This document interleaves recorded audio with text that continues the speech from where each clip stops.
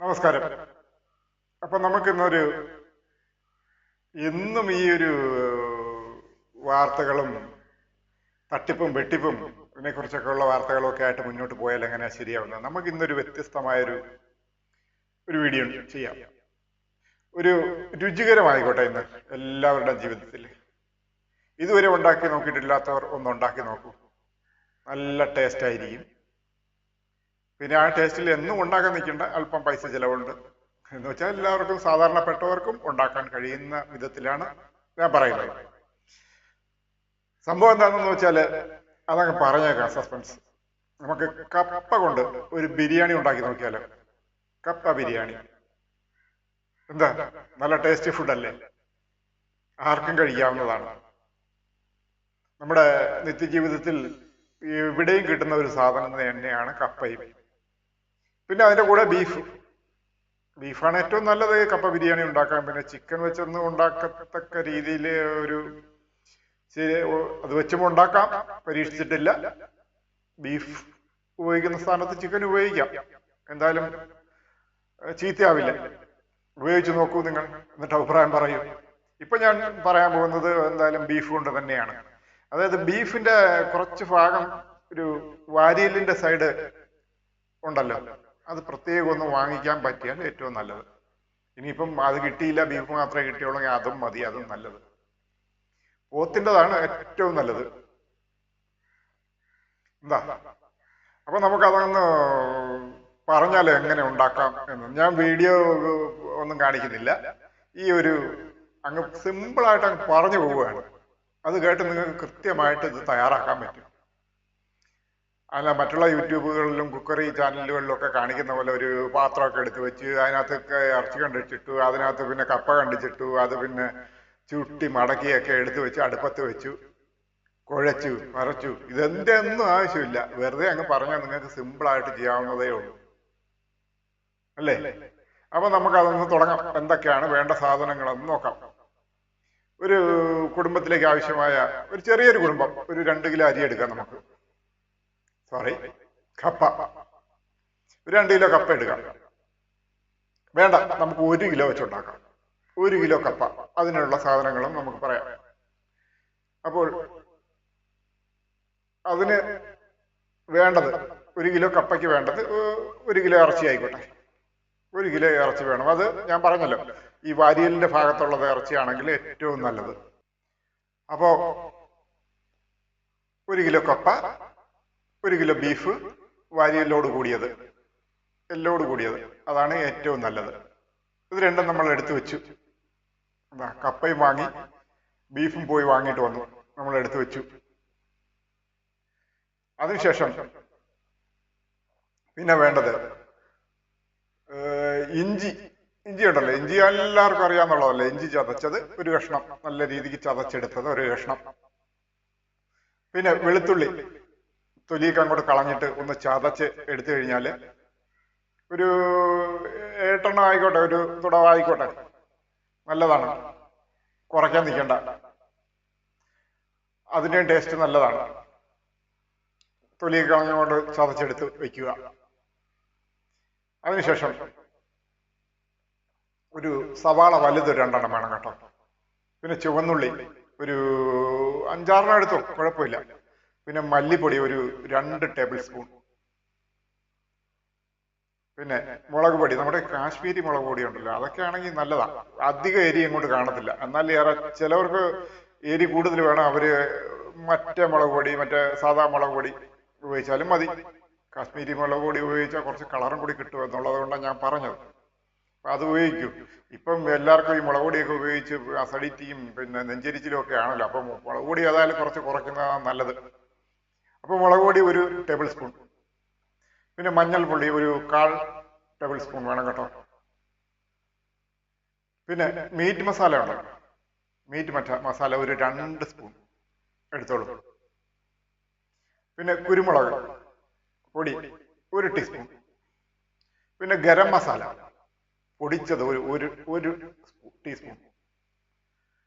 അത്ര ആയി കഴിയുമ്പോഴത്തേക്ക് നമ്മുടെ ആ ഒരു ഇൻഗ്രീഡിയൻസ് ഏകദേശമൊക്കെ ആയി. നമുക്ക് ഇനി ബാക്കിയുള്ള കാര്യത്തിലേക്ക് നമുക്ക് കിടക്കാം. ഉപ്പ്, കറിവേപ്പില, വെളിച്ചെണ്ണ, കടുക്, ഇതൊക്കെ ഒരു ആവശ്യത്തിന്. നിങ്ങൾ ഈ മിക്കവാറും ഒക്കെ ഉണ്ടാക്കുമ്പോഴൊരു അളവ് അറിയാതിരിക്കുമല്ലോ നിങ്ങൾക്ക്, അതിന്റെ ഒരു ആവശ്യം. അപ്പൊ അതനുസരിച്ച് അങ്ങോട്ട് എടുത്തോളൂ. എന്താ, അതിന്റെ അളവൊന്നും ഞാൻ പറയുന്നില്ല, അത് നിങ്ങളുടെ അളവ് തന്നെ, നിങ്ങൾക്ക് വിട്ടേക്കുന്നു. പിന്നെ ഈ ബാക്കിയുള്ള കാര്യം ഇനി തയ്യാറാക്കുന്ന കാര്യമാണ്, അതും കൂടെ ഞാനങ്ങ് പറഞ്ഞേക്കാം. അപ്പൊ ഈ തയ്യാറാക്കുമ്പോഴേ നമ്മൾ ശ്രദ്ധിക്കേണ്ട ഒരു കാര്യം എന്ന് പറഞ്ഞാൽ തീ കൂടിപ്പോകരുത്.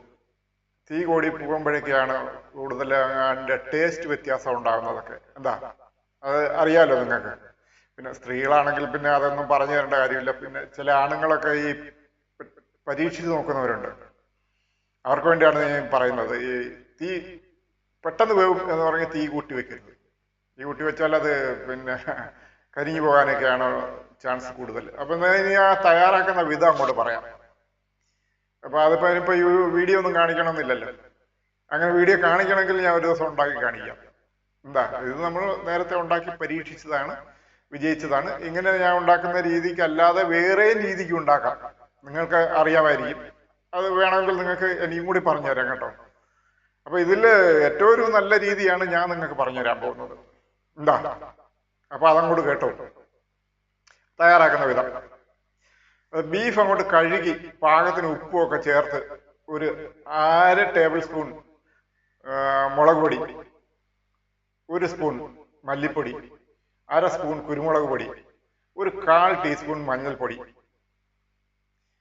പിന്നെ ഒരു 1/2 ടീസ്പൂൺ ഗരം മസാല. ഇതൊക്കെ ഞാൻ നേരത്തെ എടുത്ത് വയ്ക്കാൻ പറഞ്ഞു. അതൊക്കെ അങ്ങോട്ട് ഇട്ടിട്ട് ഒന്ന് ആ ബീഫ് ഒന്ന് കുഴച്ച് അങ്ങോട്ടൊരു വെക്കുക. ഒരു 10-20 മിനിറ്റ് നേരത്തേക്ക് കുഴച്ച് അവിടെ വെച്ച് കഴിഞ്ഞാൽ പിന്നെ നിങ്ങളുടെ പണി കഴിഞ്ഞു, അത് അവിടെ ഇരുന്നോട്ടെ. ഒരു അരമണിക്കൂറിന് ശേഷം എടുത്ത് കുക്കറിലോട്ട് അങ്ങോട്ട് ഇടുക. കുക്കറിലിട്ട്, അതായത് കുക്കറിലിടാൻ പറഞ്ഞത് എന്താണ്, കപ്പയല്ല, ഞാൻ ഈ പറഞ്ഞ ഈ ഗരം മസാലയും മുളക് പൊടിയും മല്ലിപ്പൊടിയും മഞ്ഞൾപ്പൊടിയും ഒക്കെ കൂടെ ചേർത്ത് കുഴച്ച് വെച്ചിരിക്കുന്ന ആ ഒരു സാധനം ഉണ്ടല്ലോ, ബീഫ് എല്ലോട് കൂടി. എല്ല് ചെറുതായിട്ട് അരിഞ്ഞെടുക്കണം കേട്ടോ. ആ ഒരു കടക്കാരോട് പറഞ്ഞാൽ അവർ കട്ട് ചെയ്ത് തരും, വാരിയലിന്റെ എല്ല്. അപ്പൊ ആ ഒരു കൂട്ടെടുത്ത് അങ്ങോട്ട് കുക്കറിലോട്ടിട്ട് ഒരു 20 മിനിറ്റ് വെള്ളം ഒഴിക്കരുത്. പ്രത്യേകം ശ്രദ്ധിക്കുക. വെള്ളം ഒഴിക്കാതെ അങ്ങോട്ട് വേവിക്കുക കുക്കറില്. എന്താ, അതവിടെ ഇരുന്ന് വേവട്ടെ. നമുക്ക് ആ സമയം കൊണ്ട് നമുക്ക് ഇനി കപ്പയുടെ പരിപാടി എന്ന് നോക്കാം. കപ്പ നല്ല ഒരു വിധം വേവുന്ന കപ്പ ആയിരിക്കണം വാങ്ങുന്നത് കേട്ടോ. വാങ്ങുന്ന കപ്പയിലും ഉണ്ട് ചില കാര്യങ്ങൾ, ടേസ്റ്റ് വ്യത്യാസമൊക്കെ. ചില വേവാത്ത കപ്പയാണെങ്കിൽ പിന്നെ അതിൻ്റെതായ ഒരു വ്യത്യാസം കാണും. ചിലർക്ക് വേവാത്ത കപ്പയൊക്കെയാണ് ഇഷ്ടം. എന്തായാലും നിങ്ങളുടെ ഇഷ്ടം അനുസരിച്ച് നിങ്ങളുടെ നാട്ടിൽ കിട്ടുന്ന കപ്പ വാങ്ങിക്കോളൂ. എന്നിട്ട് അരിയുന്നതുണ്ടല്ലോ, നമ്മുടെ ഈ പണ്ടത്തെ വല്യമാരി അരിയുന്ന പോലെ ഈ ചീവി ഒന്നും അങ്ങോട്ട് അരിയരുത്. തീരെ നൈസായിട്ട് കൊത്തി ഇടുക. ഇങ്ങനെ അങ്ങോട്ട് കൊത്തി അങ്ങോട്ട് ഇടുക. ആ കൊത്തിയിട്ട് ഒരു പാത്രത്തിലാക്കി നല്ലപോലെ കഴുകി എടുത്ത് ഒരു പാത്രത്തിലിട്ട് ഒരു പകുതി വേവാകുന്നിടം വരെ വേവിച്ച് അതിന്റെ വെള്ളം അങ്ങ് ഊറ്റി കളയുക. എന്താ, കപ്പ പകുതിയെ വേവാവും, ഫുൾ വെന്ത് പോകരുത്. അതൊരു വേവിച്ച് അതിന്റെ ആ ഒരു ആദ്യം വെച്ച് വേവിച്ച വെള്ളം ഉണ്ടല്ലോ, അതങ്ങോട്ട് ഊറ്റി കളഞ്ഞിട്ട് വാർത്ത ഇങ്ങോട്ട് എടുത്ത് വെക്കുക. ഇപ്പൊ പിന്നെ ബീഫും വെന്ത് കാണും, അതൊന്നെടുത്ത് വാങ്ങി വെച്ചേക്കുക. എന്നിട്ട് ഞാൻ പറയാം എപ്പ ചേർക്കണമെന്ന്. എന്താ, എന്നിട്ട് ഒരു ഫ്രൈങ് പാൻ അങ്ങോട്ട് കയ്യിലെടുക്കുക. എടുത്തിട്ട് ആവശ്യത്തിന് അങ്ങോട്ട് എണ്ണ ഒഴിച്ച് ചൂടാക്കി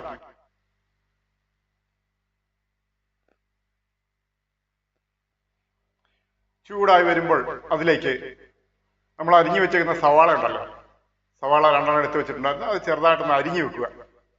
അരിഞ്ഞു വെക്കുന്ന സവാള, വെളുത്തുള്ളി, കറിവേപ്പില, ഇഞ്ചി ചതച്ചത്, ഇതെല്ലാം കൂടെ ഇട്ടൊന്ന് വഴറ്റിയെടുക്കണം കേട്ടോ.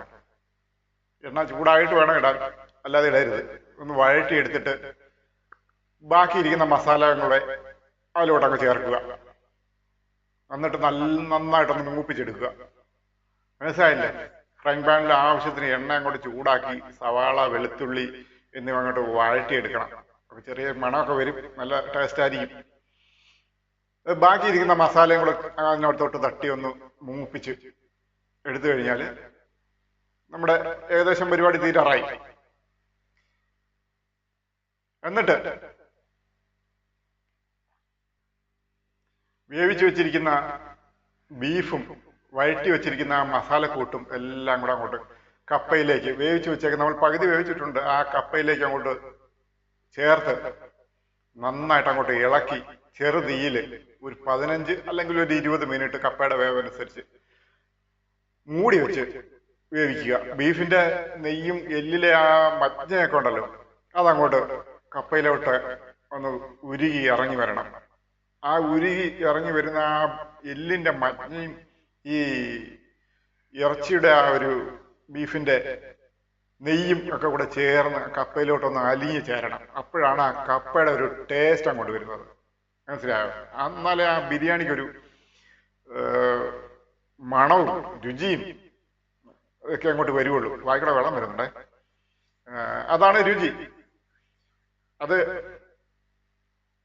എന്ത് വരുമ്പോൾ തന്നെ നിങ്ങൾക്ക് അത് മനസ്സിലാവാൻ തുടങ്ങും.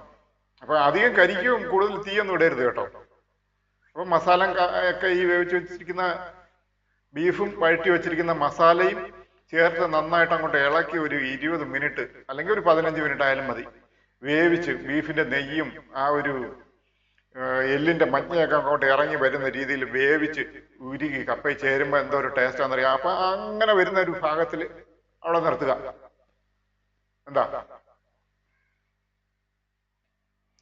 എന്നിട്ട് നമ്മൾ ആദ്യം ഈ മസാലക്കൂട്ടൊക്കെ ഉണ്ടാക്കിയ ആ ഫ്രൈങ് പാൻ ഉണ്ടല്ലോ, ആ ഫ്രൈങ് പാൻ ഒഴിഞ്ഞിട്ടുണ്ടാവും. അതങ്ങോട്ട് എടുത്ത് വെച്ച് ഇച്ചിരി കുറച്ച് എണ്ണ ഒഴിച്ച് ഒന്ന് ചൂടാക്കി കടുക്, കറിവേപ്പില, ചുവന്നുള്ളി ചെറുതായിട്ട് അരിഞ്ഞത് എന്നിവ അങ്ങോട്ട് താളിച്ച് കപ്പയിലോട്ട് അങ്ങോട്ട് ചേർക്കുക.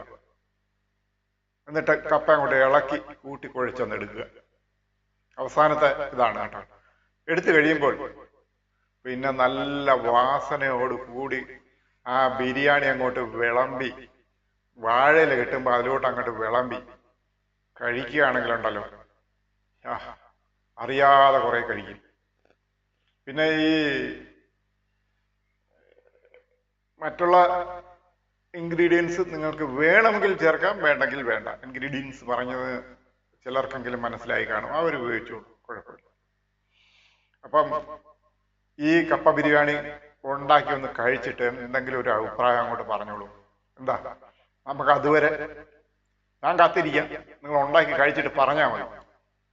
പറഞ്ഞതെല്ലാം മനസ്സിലായി കാണുമെന്ന് തോന്നുന്നു. വേണമെങ്കിൽ ഇനി വേണ്ടവർക്ക് ഞാനൊരു വീഡിയോ ആയിട്ട് തന്നെ ഇട്ടുതരാം. വീഡിയോ എടുത്തിട്ടുണ്ട്, പക്ഷെ അതിപ്പോൾ എന്തായാലും ഇടുന്നില്ല. ഇത് നിങ്ങൾക്ക് മനസ്സിലായി കാണുമെന്ന് തോന്നുന്നു. അപ്പൊ മനസ്സിലായവർ ഇതൊന്ന് ഉണ്ടാക്കി നോക്കുക. ഇല്ലെങ്കിൽ വീഡിയോ ഒന്നുകൂടി കണ്ടാൽ വീണ്ടും നിങ്ങൾക്ക് മനസ്സിലാവും. കണ്ടു നോക്കൂ, മനസ്സിലാക്കി ഈ വിഭവം അങ്ങോട്ട് ഉണ്ടാക്കി നിങ്ങളുടെ വീട്ടിലുള്ള എല്ലാവർക്കും, ആ കുടുംബങ്ങൾക്ക് എല്ലാവർക്കും കൊടുത്തു നോക്കൂ. അഭിപ്രായം അവര് നല്ല രീതിക്ക് എന്തായാലും പറയും, നല്ലതാണെന്ന് പറയും. എന്തായാലും നമ്മുടെ നാട്ടിലൊക്കെ ഈ പാലാ സൈഡിലൊക്കെ ഉണ്ടാക്കുന്ന അതേ രീതിയിലാണ് ഞാൻ പറഞ്ഞത്. എന്താ, അപ്പം ഒന്നുണ്ടാക്കിയിട്ട് അഭിപ്രായമൊക്കെ ഒന്ന് പറയൂ. കുറച്ച് പറ്റുമെങ്കിൽ എനിക്കും തരൂ. എന്തായാലും ഞാനിവിടെ ഉണ്ടാക്കിയിട്ടുണ്ട്, സാരമില്ല, ഞാൻ കഴിച്ചോളാം. എന്തായാലും നിങ്ങളന്ന് അഭിപ്രായം പറഞ്ഞാൽ മതി, ബാക്കി കാര്യം പിന്നീട്. അപ്പൊ അടുത്തൊരു വിഭവവുമായി ഇനിയും വരും. എന്തായാലും പോകാനൊന്നും ഉദ്ദേശിച്ചില്ല, ഇനിയും വരും. വരുന്നിടം വരെ നിങ്ങൾക്ക് ടേസ്റ്റി ആയിട്ടുള്ളൊരു കപ്പ ബിരിയാണി തന്നതിൻ്റെ ഒരു സമാധാനത്തോടു കൂടി നിർത്തട്ടെ. ഓക്കെ.